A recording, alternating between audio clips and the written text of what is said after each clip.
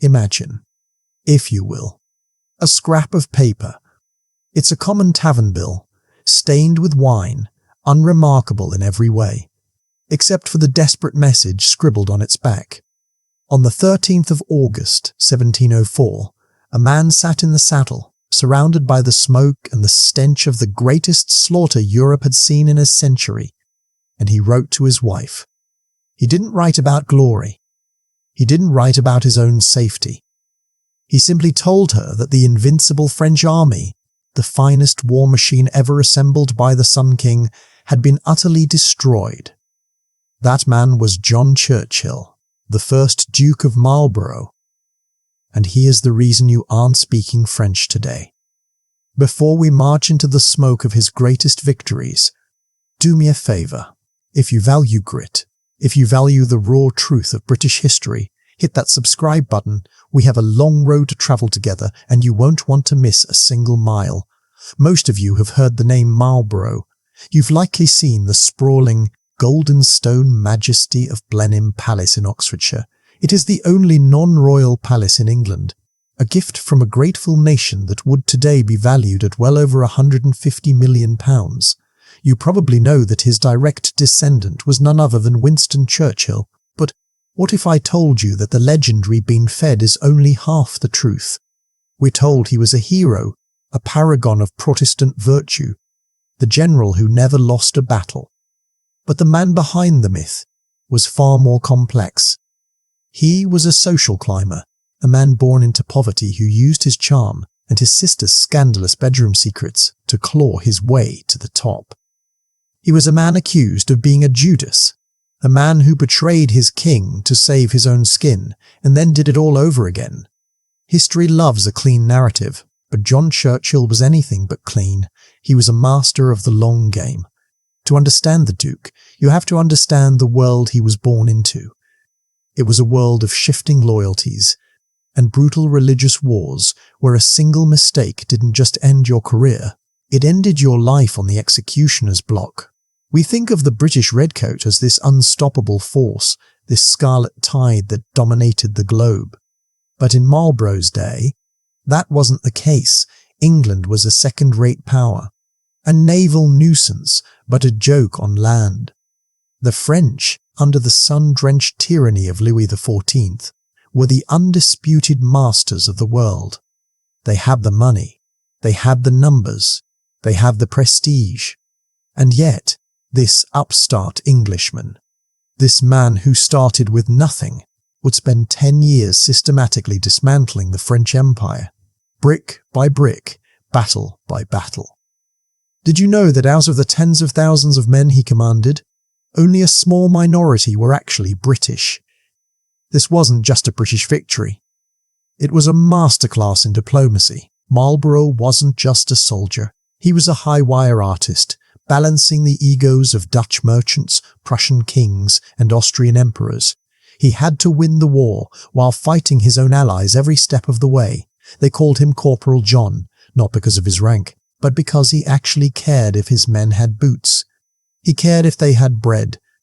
In an age where soldiers were treated like disposable trash, Marlborough treated them like assets, and in return, they gave him the impossible.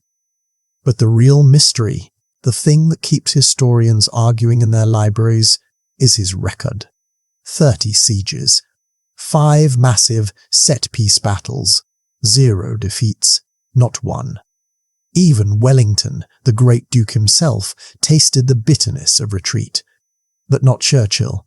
He possessed a tactical sixth sense, an ability to see through the fog of war and strike exactly where the enemy felt most secure. He didn't just fight battles, he orchestrated them. He was the conductor of a violent symphony, and the French were merely playing the parts he wrote for them. So, how did he do it? How did a boy from a bankrupt Devon family, with no formal military training, become the nemesis of the greatest king in Europe? How did he survive the Tower of London, only to return and save the crown that had imprisoned him? We are going to strip away the marble and the monuments. We are going to look at the man, the flaws, the genius, and the sheer bloody-minded grit that defined the Marlborough era. This is the story of a man who changed the map of the world with a tavern bill and a sword that never stayed in its scabbard for long. To understand the man who would eventually humble the Sun King, we have to look back to a time when the Churchill name meant absolutely nothing. Long before the palaces and the dukedoms, there was only a draughty, crumbling house in Devon called Ash House. John Churchill was born there in 1650, but he wasn't born into luxury. He was born into the wreckage of the English Civil War. His father, Sir Winston Churchill, yes, the name starts here, was a staunch Rortial. Yes, the name starts here, was a staunch royalist who had backed the wrong horse. He supported King Charles I, and when the king lost his head, the Churchills lost their fortune. They were impoverished gentry, which is just a polite way of saying they were broke, but still had to pay for the starch in their collars. Imagine growing up in a household where the primary emotion was resentment. Young John watched his father struggle under the weight of heavy fines imposed by Cromwell's government. They were living on the charity of relatives, eating at tables they didn't own, breathing in the suffocating air of straitened circumstances. This wasn't just a childhood, it was a masterclass in the necessity of ambition. It taught John a lesson he would never forget. In this world, you are either the hammer or the anvil, and John Churchill was determined to be the hammer. The turning point came in 1660 with the Restoration. King Charles II returned to the throne, and the Churchill family headed to London to collect on the loyalty they'd shown the crown. But the king's pockets were shallow, and his memory was even shallower. Sir Winston got a minor position at court, but it wasn't enough to rebuild a dynasty. The Churchills needed a way in, and they found it, not through a feat of arms, but through a scandal that would have set the London tabloids on fire today. John's elder sister, Arabella, was appointed as a maid of honour to the Duchess of York. Arabella wasn't a classic beauty, but she had a certain spark. Before long, she caught the eye of the king's brother, James, Duke of York. She became his mistress, an affair that lasted 10 years and produced 4 children. She became his mistress, an affair that lasted 10 years and produced 4 children. Now, in the modern world, we'd call that a disgrace. In the 17th century, it was a promotion. Arabella's position gave the family leverage, and for 17-year-old John, it meant a foothold in the royal household as a page. This is where the transformation begins. John Churchill didn't spend his time as a page, just carrying candles and opening doors. He was a predator in a silk suit. He studied the men of power. He learned how to speak to a king without grovelling, and how to read the hidden intentions behind a courtier's smile. He was handsome, tall, and possessed a charm that was described as lethal. But he wasn't just a pretty face. In 1667, thanks to his sister's influence with the Duke of York, he received his first commission. He was now an ensign in the King's Regiment of Foot Guards. To buy a commission like that today would cost you a small fortune, roughly £7,000 in modern currency. But for John, the entry fee was paid in family influence. He was finally a soldier. But a soldier of what? The English army at the time was a mess. It was small, poorly funded, and lacked any real identity. If John wanted to learn the art of war, he couldn't do it in London. He had to go to the source. His first taste of real service was a mystery for years. His descendant, Winston Churchill, loved to claim that John served in Tangier, fighting against the Moors in the blistering heat of North Africa. It's a great story, full of British grit and desert skirmishes. The only problem? There's almost no evidence he was ever there. It's a classic example of Churchillian myth-making. What we do know for certain, and what is far more important, is that John Churchill received his true military education in France. In a twist of historical irony, the man who would one day destroy the French army was actually trained by them. In 1672, England entered a secret, rather shady alliance with Louis XIV against the Dutch. English troops were sent to fight alongside the French, and Captain John Churchill was among them. This was the Ivy League of warfare. He wasn't just fighting, he was observing. And who was he observing? And who was he observing? And who was he observing? None other than the Vicomte de Turenne. Turenne was the greatest general of his age, a man who understood the mathematics of the battlefield. He taught Churchill how to move an army like a single organism. He taught him the value of logistics, the importance of keeping your enemy guessing, and the cold, hard reality that a battle is won long before the first shot is fired. At the Siege of Maastricht in 1673, young Churchill didn't just watch from the back. He led a forlorn hope, a suicidal assault on the fortress walls. He was so brave, so reckless, that he caught the personal attention of Louis XIV himself. The Sun King actually thanked him. He had no idea he was shaking hands with his future nemesis. This period was Churchill's masterclass. He saw how Turenne used maneuver to compensate for being outnumbered. He saw how the French used their superior combined arms, infantry, cavalry, and artillery working in a deadly rhythm. The apprentice was taking notes. He was absorbing the French way of war, only to later turn it back upon them with a cold, British efficiency. But war wasn't the only thing on his mind. Back in London, the impoverished page was about to make a move that was just as dangerous as any siege. He met Sarah Jennings. She was 15, beautiful, and had a temper that could strip paint off a barn door. She was a lady-in-waiting to Princess Anne, the younger daughter of the Duke of York. Most men were terrified of her. John Churchill was captivated. They married in secret in 1677. It wasn't a strategic marriage in the financial sense. Sarah was as broke as he was, but it was a nuclear alliance of ambition. Sarah was sharp-tongued and fiercely intelligent. She became the best friend of Princess Anne, a woman who would one day be queen. While John was mastering the battlefield, Sarah was mastering the palace. Together, they were a two-headed monster of social advancement. By the late 1670s, John Churchill was no longer the boy from the draughty house in Devon. He was a colonel. He was a courtier. He was a man with the ear of the future king. He had escaped the poverty of his father. But the hunger remained. That hunger would push him to do the unthinkable, to betray the very royal patron who had given him everything, because John Churchill realized that to survive in the coming storm, loyalty was a luxury he couldn't afford. In the world of the late 17th century, loyalty wasn't just a moral choice, it was a currency, and by 1685, John Churchill was one of the wealthiest men in England when it came to royal favour. His patron, the Duke of York, had finally ascended the throne as King James II. James wasn't just Churchill's benefactor.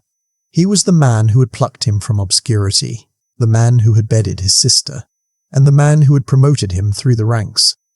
When a rebellion broke out just weeks into James's reign, led by the king's own nephew, the Duke of Monmouth, it was Churchill who was sent to crush it. The Battle of Sedgemoor was the last major battle on English soil, and it was a bloody affair. Churchill faced a ragtag army of pitchfork rebels, Protestant farmers and tradesmen who were no match for professional steel, while the official commander, Lord Feversham, was reportedly asleep in his tent. Churchill took the initiative. He organised the defences, positioned the artillery, and oversaw the systematic slaughter of 300 rebels. Another 800 were shipped to the West Indies as slaves. James II was safe on his throne, and he owed it all to John Churchill. But here is where the nemesis factor takes a psychological turn. James II was a man with a fatal flaw. He was an uncompromising Catholic in a country that was violently, almost pathologically, Protestant. He started appointing Catholics to high office. He suspended laws. He ignored Parliament. And most dangerously, he began to purge the army. Churchill, a man who had built his life on the bedrock of the English military and the Anglican Church, watched this with growing horror. he saw the writing on the wall. He realized that James wasn't just a king, he was a sinking ship. And John Churchill was a man who knew exactly when to find a lifeboat. The hidden truth of 1688, what we call the Glorious Revolution, is that it wasn't just a political shift, it was a military coup, and John Churchill was its chief architect. In June of that year, 7 leading nobles invited William of Orange, a Dutch prince and a fierce Protestant, to invade England and take the crown. William landed at Torbay with an army, and James marched west to meet him. At his side was his most trusted general, Lieutenant General John Churchill. Imagine the tension in the royal camp at Salisbury. James is suffering from chronic nosebleeds, likely brought on by the sheer stress of the betrayal he senses in the air. On the night of the 24th of November, the moment arrived. Churchill sat down to dinner with the king. He ate his bread, he drank his wine, and then, under the cover of a cold, winter darkness, he walked out. He didn't go alone. He took 400 cavalry officers with him and rode straight into the arms of the invader. To James, this was the ultimate betrayal. When he heard the news, he collapsed. "God help me," he cried. "My own children have forsaken me." Churchill's desertion didn't just remove a general, it destroyed the army's will to fight. Within days, James's resistance evaporated. He fled to France, and William of Orange took the throne. But this is where the modern connection becomes fascinating. How do we judge a man like this? To the historian Macaulay, Churchill was a moral monster. To the poet G.K. Chesterton, he was no better than Judas Iscariot. Even today, we struggle with the concept of the whistleblower or the defector. Was Churchill a man of principle, saving the Protestant faith of England? Or was he a cold-blooded opportunist, trading an old, failing patron for a new, powerful one? William III certainly had his doubts. He was a cold, calculating man himself, and he knew that if a man could betray one king, he could betray another. He gave Churchill a new title, the Earl of Marlborough, but he kept him at arm's length. He used Marlborough's sword in Ireland, where Churchill captured the ports of Cork and Kinsale with a tactical masterclass of speed and aggression, but the king's trust remained paper-thin. And then, the hammer fell. In 1692, just 4 years after helping William take the throne, Marlborough was suddenly arrested. The expert next door becomes a prisoner. The charge? High treason. The charge? High treason. The king's spies had discovered that Marlborough was corresponding with the exiled James II in France. He was hedging his bets. You see, in the 1690s, the throne of England was a game of musical chairs. If James returned with a French army, Marlborough wanted to ensure his head stayed on his shoulders. This wasn't just politics. It was survival. He was sent to the Tower of London, the very place where his father's dreams had died decades before. For 6 weeks, the future hero of Blenheim sat in a stone cell, listening to the ravens. He was stripped of all his offices. He was a pariah. The only reason he didn't face the axe was that the specific letter used to convict him turned out to be a forgery. He was released, but he was a marked man. He was in the political wilderness. This is the friction of the story. For the next 8 years, Marlborough held no command. He was a nobody at court. While William III led English armies to mediocre results on the continent, the man with the genius for war sat at home, gardening and playing cards. But he had a secret weapon, his wife, Sarah. While John was in the Tower, Sarah remained the inseparable shadow of Princess Anne. They had nicknames for each other, Mrs. Morley and Mrs. Freeman. They spoke with a level of intimacy that bypassed all royal protocol. Sarah used that friendship to protect John, to keep his name alive, and to ensure that when Anne eventually became queen, the Marlboroughs would not just be restored, they would be supreme. The Judas factor defines Marlborough. He was a man who understood that in a world of wolves, you cannot be a sheep. He betrayed a king to save a country, and perhaps mostly to save himself. But as the century drew to a close, a new crisis was brewing in Spain, a crisis that would threaten to turn all of Europe into a French province. The world was about to catch fire, and England would realize that they needed their Judas, because only he had the genius to win. The year is 1700, and the world is holding its breath. For 8 years, John Churchill has lived in a shadow. He has walked the corridors of power like a ghost, a man with a traitor's reputation and a soldier's unused sword. But history has a funny way of bringing the wrong people back at exactly the right time. The King of Spain, Charles II, is dying. He is childless, the victim of centuries of royal inbreeding, and he sits atop the largest empire the world has ever seen. When he finally draws his last breath, he leaves a will that sets Europe on a collision course with destiny. He leaves everything, every gold mine in South America, every fortress in Belgium, to the grandson of Louis XIV. Louis, the Sun King, doesn't hesitate.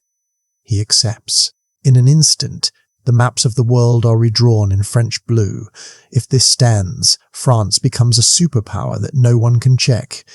To make matters worse, Louis does the one thing guaranteed to turn every Englishman's blood cold. When the exiled James II dies in France, Louis recognizes James's son as the true King of England. It is an act of blatant regime change. War is no longer a possibility, it is a certainty. And suddenly, King William III realizes he has a problem. He is sick, he is exhausted, and he knows he doesn't have much longer to live. He needs a man who can not only fight the French, but lead an entire continent. He looks at the traitor he sent to the Tower, and he sees the only man with the lethal charm, and the tactical brain to do the job. Marlborough is back. He is sent to The Hague to negotiate the Grand Alliance, a massive, complicated puzzle of England, Holland, and the Holy Roman Empire. But then, fate pulls the rug out again. In March 1702, William's horse stumbles on a molehill in Hampton Court. The king falls, breaks his collarbone, and within 2 weeks he is dead. The crown passes to Princess Anne. And this is the moment the lady of our story has been waiting for. Sarah Churchill is no longer just the wife of a disgraced earl. She is the groom of the stole. She is the groom of the stole, the mistress of the robes, the keeper of the privy purse. She is the woman who holds the Queen's heart in her hand. Within months, John is transformed. He isn't just restored. He is elevated to a dukedom. He is made Captain General of all English forces. The impoverished page is now the Duke of Marlborough. But don't mistake this for a fairy tale. The friction here is intense. While John is overseas, Sarah is fighting a war of whispers in the palace. She has to manage a queen who is increasingly sickly, increasingly stubborn, and deeply religious. Sarah, by contrast, is a firebrand. She is blunt, she is arrogant, and she treats the queen not like a sovereign, but like a younger, slightly dim sister. It is a relationship built on a fault line of power dynamics that will eventually swallow them both. And then there are the politics of the war itself. Marlborough is given command of the Allied armies in the Low Countries. But he is on a very short leash. The Dutch are terrified. They have seen the French armies steamroll across Europe for 40 years. They provide the bulk of the troops, but they don't trust this newly minted English duke to lead them. They send field deputies, civilian bureaucrats with the power to veto any move Marlborough makes. Imagine trying to fight a war while being managed by a committee of accountants. Every time Marlborough sees an opening, every time he wants to strike, the Dutch deputies shake their heads. Too risky, they say. Protect the fortresses, they insist. In 1702 and 1703, Marlborough captures half a dozen cities, including Liege, but it's slow-motion warfare. He is winning, but he isn't winning. The French are still there. The alliance is starting to fray. By 1704, the situation is desperate. A Franco-Bavarian army is marching on Vienna. If the Austrian capital falls, the alliance collapses, and England is left to face Louis XIV alone. Marlborough knows he has to do something mad. He has to move his army from the Netherlands to the Danube, a distance of 250 miles. But he can't tell the Dutch. They would never let him go. He can't tell the Queen. The Tories and Parliament would arrest him for kidnapping the army.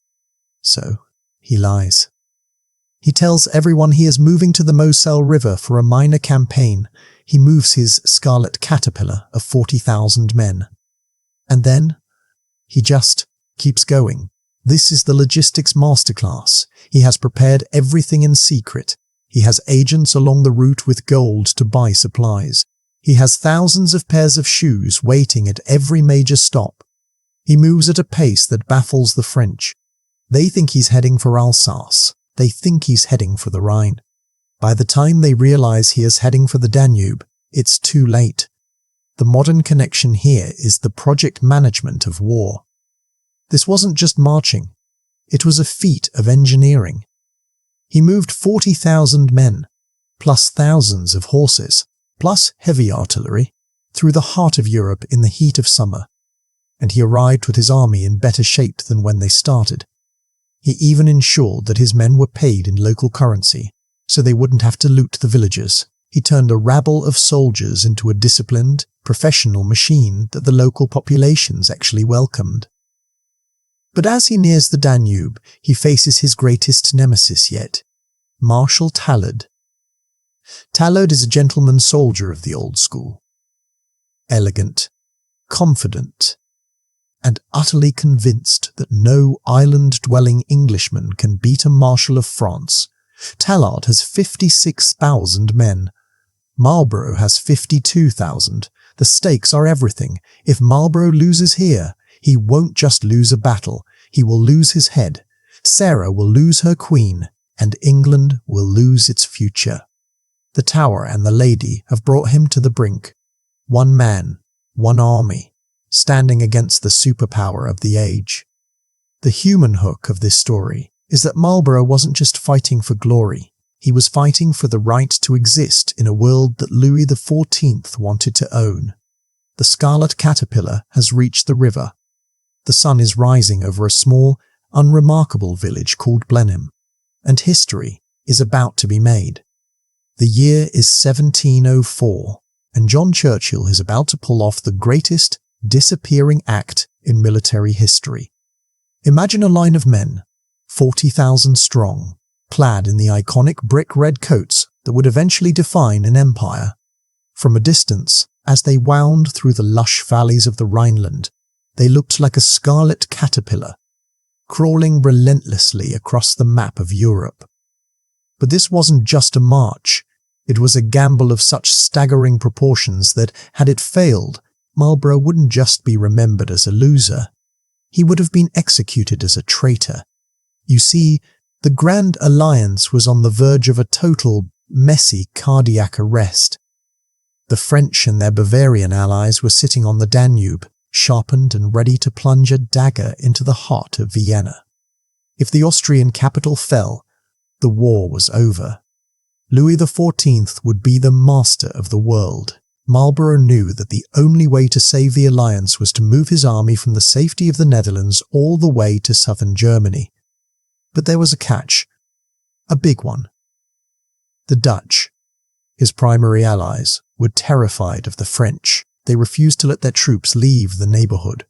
They wanted Marlborough to sit in the mud of Flanders and wait for the enemy to come to them. So, Marlborough did what he did best. He lied. He told the Dutch field deputies that he was simply moving to the Moselle River for a local campaign. He even went so far as to have supply ships sent there as a decoy. But once he crossed the Rhine at Koblenz, he didn't stop. He turned south. He turned south. He turned south. He turned away from the safety of the coast and marched into the heart of the continent.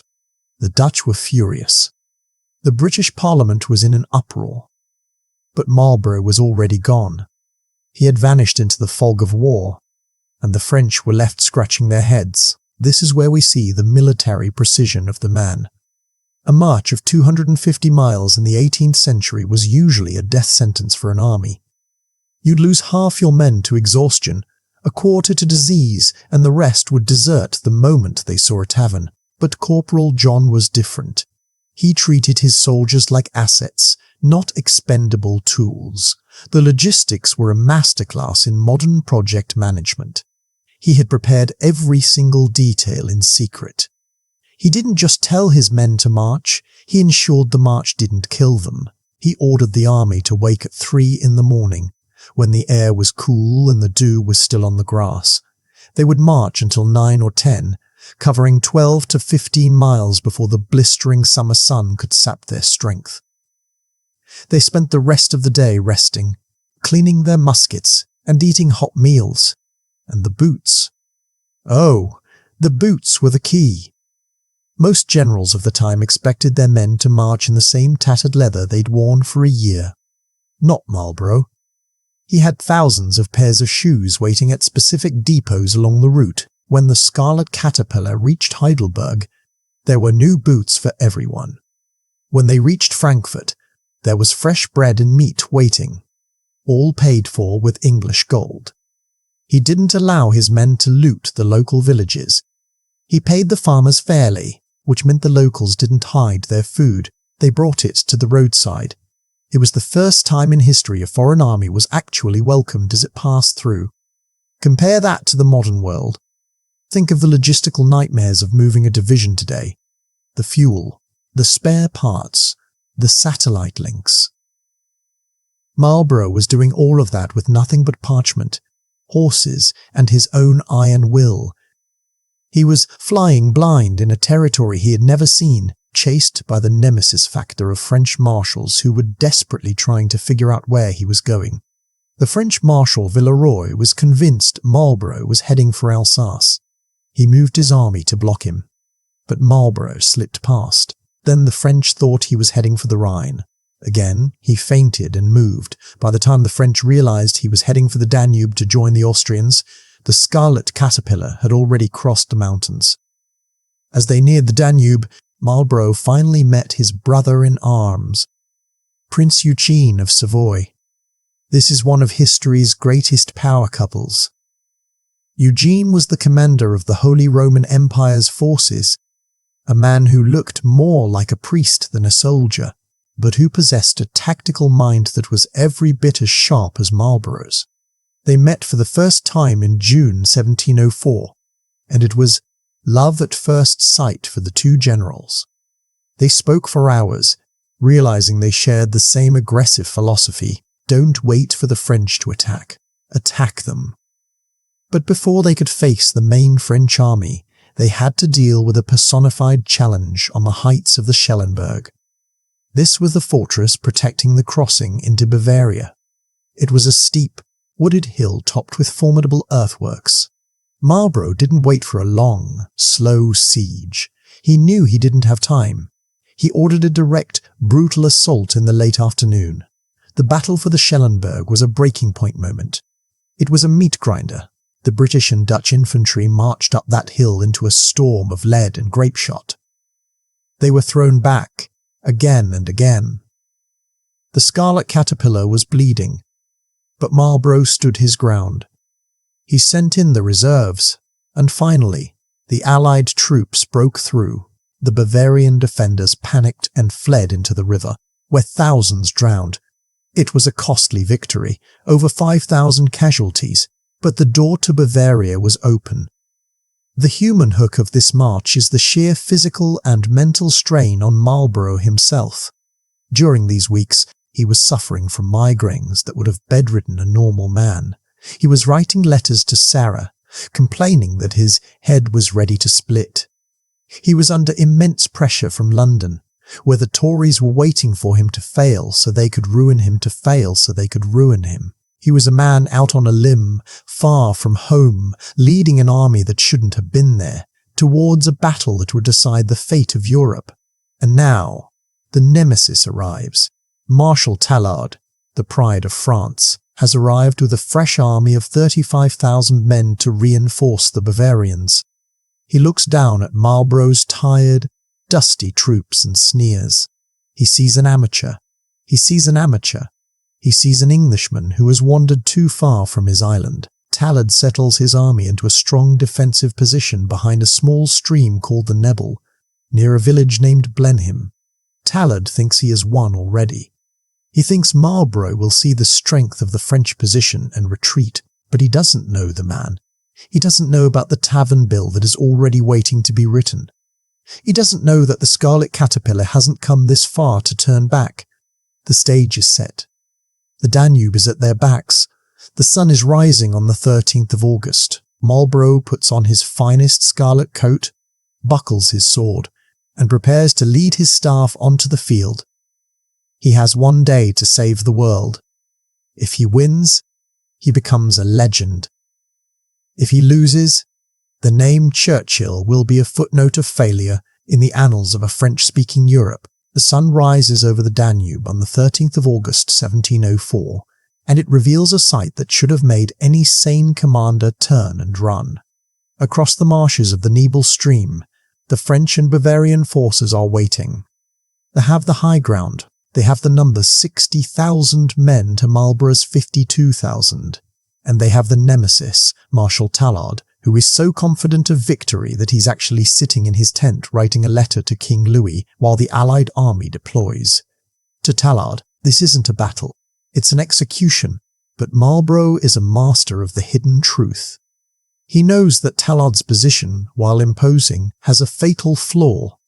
The French have packed their best infantry into the fortified villages of Blenheim and Oberglau, leaving their centre dangerously thin and held mostly by cavalry. Marlborough's plan is a tactical masterpiece of pinning and punching. He will attack the villages with just enough fury to force the French to suck in their reserves, and then, when the centre is hollowed out, he will deliver the killing blow.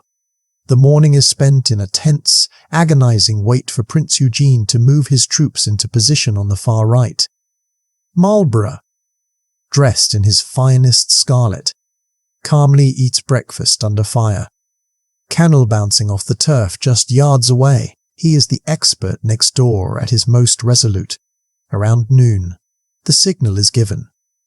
The British infantry, led by the fierce Lord Cutts known as Salamander, because he thrived in the heat of fire, march toward the village of Blenheim. They don't fire a shot. They march through a storm of lead, their ranks being torn apart by French grapeshot until they are 20 paces from the palisades. Only then do they unleash a volley that shatters the first line of defenders. The fighting in the streets of Blenheim becomes a meat grinder. It is a breaking point moment. The French commander, panicked by the British aggression, calls in more and more reinforcements. He is falling right into the trap. He is buckling up his best troops in a village where they can't move, while Marlborough's centre is preparing to strike, but the battle nearly collapses in the middle. In the centre, the Allied troops are struggling to cross the marshy Nebel. The French cavalry charges down the slope, threatening to cut Marlborough's army in half. This is the human hook. Marlborough sees the danger. He doesn't send an order. He leads. He gallops into the fray, rallying his broken squadrons and bringing up Hessian and Danish infantry to bridge the gap. For hours, the centre is a chaotic, bloody seesaw. Then comes the moment of tactical imagery that defined the era. Marlborough brings forward his secret weapon, the artillery of Colonel Holcroft Blood. In an age where cannons stayed in the back, Blood gallops his guns forward, right into the front line, and blasts the French cavalry at point-blank range. It is the 18th century equivalent of bringing a tank to a sword fight. By 5 in the evening, the French centre is gasping for air. Tallard looks out and realizes, with a cold, sickening dread, that he has been outplayed. Marlborough has massed 80 squadrons of cavalry, 8,000 horses into a single, terrifying wall of steel. He draws his sword and gives the order. The trumpet sounds, and the Allied cavalry moves. Not at a trot, but at a full, thundering gallop. The French centre doesn't just break. It evaporates. Thousands of French horsemen are driven into the Danube, drowning in their heavy armour. Talad himself is captured while trying to reach his troops.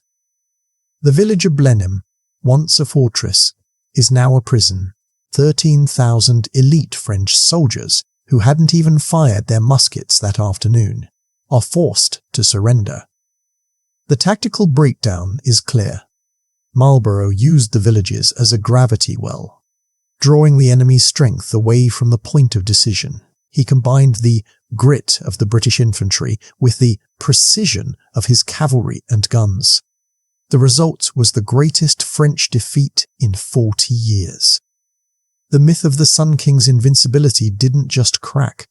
It was pulverized into the Bavarian mud. As the sun sets over the smoking ruins of the battlefield, Marlborough is exhausted. He has been in the saddle for 17 hours. He finds a scrap of paper, that famous tavern bill, and writes to Sarah, "I have not time to say more, but to beg you will give my duty to the Queen, and let her know her army has had a glorious victory." The modern connection is the scale of the thank you. For this one day's work, a nation built him a palace. But the real echo of history is deeper. Blenheim saved the Grand Alliance. It saved Vienna. It ensured that the map of Europe would not be a single French-dominated empire. It was the moment Britain stepped onto the world stage as a superpower that could win not just at sea, but in the heart of the continent. But for Marlborough, the victory is bittersweet. He has saved the Queen's crown. But back in London, the friction is already starting to heat up. His enemies aren't just in the French camp. They are in the halls of Parliament. They will call him a butcher. They will say he is prolonging the war for profit. But on this night, beside the blood-stained Danube, John Churchill is the master of Europe. He has fought the greatest battle of his life, and he has won. If Blenheim was a brutal test of endurance, Ramillies was a masterclass in deception. It is 1706, and the war has reached a stalemate.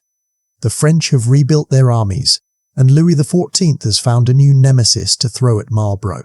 Marshal Villeroy. Villeroy is a man of immense vanity, a courtier general who believes he can win back the glory lost on the Danube. He has positioned his army in a formidable crescent shape across the high ground of the Brabant, centred on the village of Ramillies. To any other general, the French position looked impregnable. They had 60,000 men, and a line of heavy guns that dominated the plain. But Marlborough saw what the French could not. He saw that the hinge of their line was vulnerable, and he knew exactly how to exploit Villeroy's ego. This wasn't just going to be a battle. It was going to be a magic trick on a grand scale. The morning of the 23rd of May began with a massive, thunderous feint. Marlborough launched a ferocious attack on the French right wing. He sent his British redcoats, their scarlet banners flying high, marching straight toward the hills of Atre-Église. Villeroy watched through his glass and fell for it, hook, line, and sinker. He believed this was the main event. He began stripping troops from his centre and his left to reinforce his right, desperate to hold back the butcher of Blenheim. But then, the hidden truth revealed itself. As the French reserve scrambled to the right, Marlborough performed a manoeuvre that would make a modern Special Forces commander weep with envy. Behind a convenient, long ridge that hid them from French view, he ordered the bulk of his army to turn around. They didn't just move, they sprinted. To keep the deception alive, he left his banners and a few thin lines of men on the right, creating the illusion that his entire force was still there. Meanwhile, the Scarlet Caterpillar was actually rushing toward the weakened French centre. By the time Villeroy realized the trick, it was too late. The Allied cavalry, nearly 25,000 horses, poured through the gap like a breaking dam. The tactical imagery of Ramillies is a chaotic, swirling melee. This was a breaking point where the general himself almost met his end. Marlborough, never one to lead from the safety of the rear, plunged his horse into a mass of French dragoons to rally his faltering Dutch squadrons. He was recognized. French steel flashed all around him. He was knocked from his horse, a duke in the dirt, surrounded by enemies. One of his officers, Captain Molesworth, leaped down and gave the duke his own horse. As Marlborough was mounting, a cannonball screamed through the air and decapitated Colonel Bringfield, who was holding the duke's stirrup. It was a matter of inches. Had that ball been slightly to the left, the war would have ended there in the mud. But Marlborough didn't flinch. He mounted, drew his sword, and led 2 more charges that finally shattered the French line. The French collapse was total. In just 2 hours, an army of 60,000 men was turned into a panicked rabble. The masterclass wasn't just in the victory, but in the aftermath. Unlike many generals of his day who stopped to celebrate, Marlborough pursued. He stayed in the saddle for 28 hours, chasing the French for 12 miles. Brussels, Antwerp, Ghent, and Bruges, the great cities of Flanders, fell like dominoes. In a single afternoon, he had liberated an entire country. The modern bridge here is the concept of agility. Marlborough's ability to shift his center of gravity mid-battle is something taught in military academies today. He understood that the map isn't the territory, and that an enemy's mind is the real battlefield. He played Villeroy like a fiddle, using the Marshal's own expectations against him. It is worth noting that Prince Eugene was not at Ramillies. For the critics who say Marlborough only won because of his Austrian partner, Ramillies is the ultimate rebuttal. This was his solo masterpiece. He was the diplomat, the logistician, and the tactical genius all rolled into one. But as the echo of history tells us, every great victory carries the seeds of its own destruction. While Marlborough was being cheered in the streets of Brussels, back in London, the friction was reaching a boiling point. The war was becoming expensive. The target audience, the British taxpayer, was starting to grow weary of the cost of glory. And in the Queen's bedchamber, a snake in the grass was about to change everything. The masterclass on the battlefield was over, but the masterclass in betrayal was just beginning.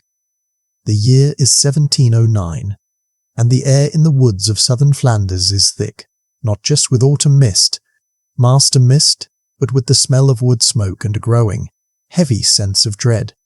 For 7 years, the Duke of Marlborough has been the master of the map, but the French have finally learned their lesson.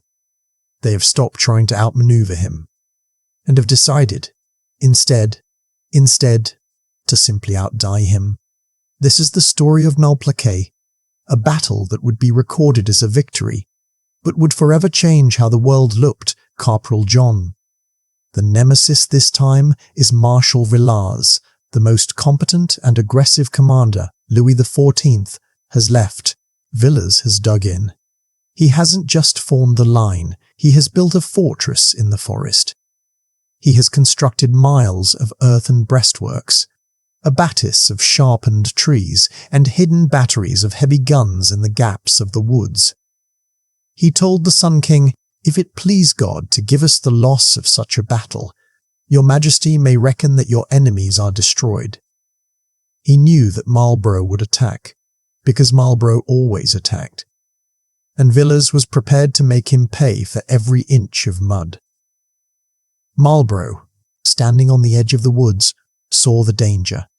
He knew this was a killing ground, but his political support in London was crumbling. The Tories were shouting that the war was a Whig crusade for profit. He needed a decisive blow to end the war. He ordered the assault at 8 in the morning, and the result was a carnage that shocked even the most hardened veterans of Blenheim. The tactical imagery here is horrific. The Allied infantry, Dutch, Prussian, and British had to march through dense, tangled woods under a constant whistling rain of grape shot. There were no grand manoeuvres here, no clever magic tricks like at Ramillies. This was a breaking point of pure, raw endurance. The Dutch Blue Guards were decimated in minutes. The Highlanders of the British contingent fought hand-to-hand in the trenches, using the butts of their muskets when the bayonets snapped. By midday, the field was a literal butcher's bill. The Allied forces eventually broke through the French centre, but only because Villars had been wounded and carried from the field. The French retreated in good order, but they left behind a landscape of nightmares. When the smoke finally cleared, the numbers told a terrifying story. The Allies had won, but they had lost over 20,000 men. The French, barely half that. The human hook of Malplaquet is the reaction of the soldiers. For the first time, the nickname Corporal John began to taste like ashes. The men still respected him, but the lethal charm was fading under the weight of the casualties. One soldier wrote that the dead were piled as high as the breastworks themselves. Back in London, the friction turned into a firestorm. The news of the victory was met not with cheers, but with silence. The modern connection here is the concept of a Pyrrhic victory. Think of the battles of the First World War, the Somme or Passchendaele, where the gain of a few miles cost a generation of lives. Malplaquet was the moment the British public lost their appetite for the war. They didn't see the strategic success of capturing the fortress of Mons. They saw the empty chairs at the family table. They saw a general who seemed to be spending lives like they were pocket change. Marlborough himself was shaken. He wrote to Sarah, "I am so tired that I have not spirit enough to tell you the particulars." He was 60 years old. His health was failing, and he could feel the snake in the grass back at court getting closer. He had defeated the French army, but he had provided his political enemies with the one weapon they needed, the claim that he was a butcher. The nemesis factor had shifted. It was no longer about outsmarting a marshal in a powdered wig. It was about surviving a political assassination in London. The butcher's bill of Malplaquet was the beginning of the end. It proved that while you can win every battle on the field, you can still lose the war in the hearts of the people. Marlborough had one more campaign in him, one more tactical masterclass to prove his genius. But the shadows were growing long. The Duke who never lost a battle was about to realize that the most dangerous enemies are the ones who never carry a sword. While the Duke was dodging cannonballs in Flanders, his real nemesis wasn't a French marshal. It was a quiet, unassuming woman named Abigail Hill. This is the hidden truth of Marlborough's fall. The British Empire was essentially hijacked in a bedroom. To understand how the most powerful man in Europe was brought to his knees, we have to look at the friction between three women, Queen Anne, Sarah Churchill, and Abigail. For 20 years, Sarah had been the master of the Queen. She was arrogant, she was brilliant, and she was exhausting. She didn't just advise Queen Anne. She lectured her. She shouted at her. She treated the head of state like a slow-witted child. Sarah believed her position was untouchable because of John's victories, but she forgot one basic human truth. Even the most patient friend has a breaking point. Enter Abigail Hill. She was Sarah's own cousin, a poor relation whom Sarah had charitably placed in the Queen's household as a bedchamber woman. It was a fatal mistake. Abigail was everything Sarah was not. She was quiet. She was soothing. She was submissive. While Sarah was screaming at the Queen about Whig politics, Abigail was bringing the Queen her tea and listening to her troubles. By 1707, the Queen was Mrs. Morley, no longer to Sarah's Mrs. Freeman. She had found a new confidant. The politics of this betrayal were lethal. Abigail was the tool of Robert Harley, the leader of the Tory party. The leader of the Tory party. Through Abigail, Harley whispered in the Queen's ear. He told her the war was a Churchill family business. He pointed to the butcher's bill of Malplaquet and asked how much longer English blood must be spilled for the Duke's glory. He accused Marlborough of wanting to be dictator for life. The human hook here is the tragedy of the final meeting between the Queen and Sarah in 1710. Sarah, desperate and weeping with rage, demanded to know what she had done wrong. The Queen, cold as ice and hiding behind Abigail's support, would only repeat one phrase: "You desired no answer, and you shall have none." The friendship that had built an empire was dead. With Sarah gone, John was a dead man walking. The Tories moved in for the kill. They didn't attack his military record, they attacked his wallet. They accused him of corruption, of taking a 2.5% commission from the bread contractors who fed the army. It was a standard practice of the time, a perk of the job, but the Tories framed it as stealing from the mouths of his own soldiers. The modern connection is the smear campaign. We see it today in every election cycle, the way a hero's greatest strength is twisted into a perceived weakness. Marlborough's attention to logistics was reframed as contractual fraud. His desire to end the war with a decisive blow was called prolonging the conflict for profit. On the 29th of December 1711, while he was still planning his next move against the French, he received a letter from the Queen. He was stripped of all his offices. He was fired. The French couldn't believe their luck. King Louis XIV reportedly cried out, "The dismissal of Marlborough will do all that we can desire." The nemesis was gone, not by the sword, but by a pen. The British government immediately issued restraining orders to the army, forbidding them from fighting alongside their allies. It was a betrayal of the Grand Alliance that would be remembered for a century. Marlborough was forced into exile. Travelling through the very lands he had liberated, now a man without a country. He had won every battle, but he had lost the bedchamber war. The Duke, who never lost a battle, had been defeated by a cousin, a cup of tea, and a queen who had simply had enough of being shouted at. The storm finally passed in 1714, when Queen Anne died childless, and the crown moved to the House of Hanover. King George I knew exactly who he needed to stabilize his new kingdom. He restored the old warrior to his titles, but the man who returned was a shadow of the Titan who had stood at Blenheim. John Churchill was now in his 60s, his body worn thin by decades of damp winters and the crushing weight of command. In 1716, the first of several strokes hit him. The lethal charm remained, but the speech was slurred, and the iron will was finally beginning to rust. On the 16th of June, 1722, at Windsor Lodge, the greatest soldier Britain had ever produced breathed his last. He died with Sarah by his side, still fierce, still loyal, still the only person who truly understood the cost of his genius. He left behind a fortune, a palace that was still under construction, and a record that remains the envy of every commander who has ever donned the uniform. 30 sieges, 5 major battles, 0 defeats. But history isn't just about dates and dirt. It's about the echo. Marlborough left no surviving sons, and the title passed through his daughter to the Spencer-Churchill line. And it is here that the modern bridge becomes a straight line. In 1874, in a small bedroom in that very same Blenheim Palace, another Churchill was born. Winston Leonard Spencer Churchill. Winston was obsessed with his ancestor. In the 1930s, while he himself was in the political wilderness cast aside by a government that thought he was a warmonger, Winston wrote a 4-volume biography of the first Duke. He wasn't just writing history. He was looking for a roadmap. He saw in John Churchill a mirror of his own life, the man who saved Europe from a tyrant, only to be betrayed by the petty politicians at home.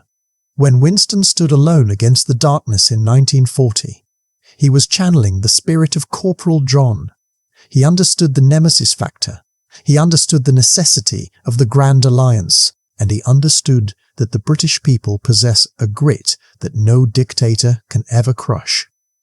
The echo of history is everywhere if you know where to look. You see it in the special relationship between Britain and America, a modern version of the Grand Alliance Marlborough forged in the taverns of The Hague. You see it in the way we project power on the continent today. Before Marlborough, Britain was a fortress island. After him, we were a global arbiter. He proved that a small island could hold the scales of the world if it had the courage to lead. Today, the first Duke lies in the chapel at Blenheim, while Winston lies in a simple grave just outside the palace walls at Bladon. They are 2 bookends to the story of British greatness. One built the foundation of the superpower, and the other saved it from the abyss. Marlborough wasn't a saint. He was a defector, a social climber, and at times, a cold-blooded opportunist. But he was also the man who never lost. He was the soldier who cared for his men when no one else did, and he was the diplomat who held a fractured world together through the sheer force of his personality. John Churchill, the first Duke of Marlborough, remains the benchmark. He is the history chap's ultimate human story, and the tactical masterclass that defines the British way of war. He humbled the Sun King, he redefined the redcoat, and he left us a legacy of victory that has never been equalled. Thanks for joining me on this journey through the life of Britain's greatest general. If you've enjoyed this deep dive into the smoke and the scandal of the 18th century, don't forget to like this video and share it with someone who values the raw truth of our history. Keep well, stay resolute, and I look forward to sharing more of our incredible military heritage with you very soon.